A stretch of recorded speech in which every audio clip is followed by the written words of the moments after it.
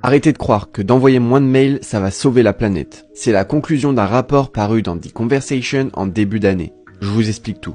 On entend souvent dire qu'il faut vider sa boîte mail pour réduire son empreinte carbone. Alors même si je te conseille de le faire pour ton organisation personnelle, c'est malheureusement un geste plus symbolique qu'efficace. Mais pourquoi le rapport dit que c'est plutôt inutile ?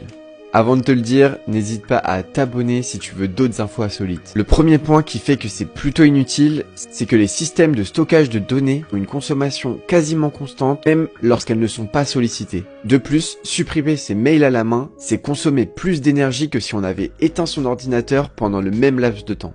Alors, comment vraiment réduire l'impact de ces emails? Ce qu'il faut savoir, c'est ce qui pèse le plus dans le calcul de l'empreinte carbone de ces emails, c'est la fabrication des appareils électroniques destinés à les recevoir et à les envoyer.